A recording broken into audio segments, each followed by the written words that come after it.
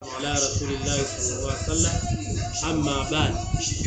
Baada ya kumshukuru Allah subhanahu wa ta'ala na kumtakia rehema Mtume sallallahu alaihi wasallam, leo tumekuja kubainisha baadhi ya watu wanachukua jina langu kujiita Abu Firdausi, au huenda wakawa anaitwa kweli Abu Firdausi, wana mtoto anaitwa Baba Firdausi, anaitwa Firdausi, kwa hiyo Baba Firdausi manake Abu Firdausi.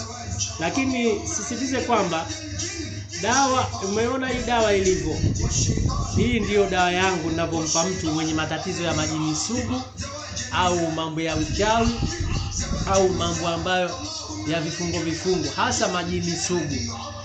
Hii dawa alhamdulillah kwa uwezo wa Allah inatibu 100% kwa uwezo wa Allah. Asije kumpa mtu hii dawa hii akarudi bure.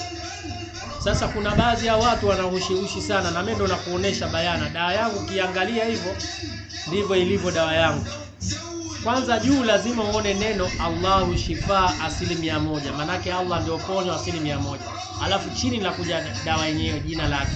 Alafu mwisho nakuja Allah ponyo na namba zangu za simu kama unavyoziona hapa.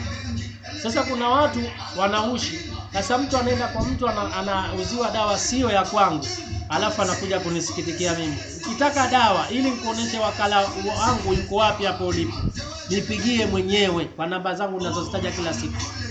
Mimi nakupa dawa hii unavyoiona hii, alafu nakupa na hii unavyoiona hizi. Unaona hizi dawa mbili zinazokupa hizi ndio dawa mbili ninazokupa. Hii ni mfumo wa mafuta unapaka, inatibu mambo ya ngozi na mambo mengi sana, ikiwemo kuondoa jini, kuondoa husda, vifungo na mengineyo. Nafikiri mnaotumia mnazijua. Lakini hii ni kwa ajili ambayo dawa mchanganyiko, zile dawa manga ndani yake tukiweka ambari ya bahari. Zingatia ambari, neno ambari.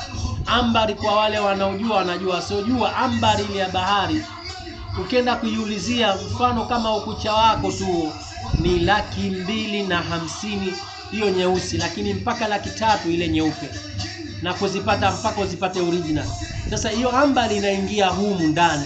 Kwa hiyo hiyo dawa unapewa, unaenda kutumia kwa uwezo wa Allah biidhnillah, unapona kabisa, majini yanatoka hata yawe sugu vipi.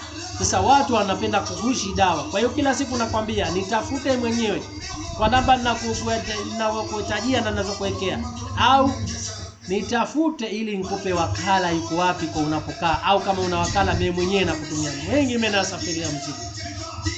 Kuna wale ambao nasafirishia nje ya nchi, kuna mikoani, kuna Dar es Salaam ulipo, na wengine nawapelekea mimi mwenyewe kwa mkono wangu.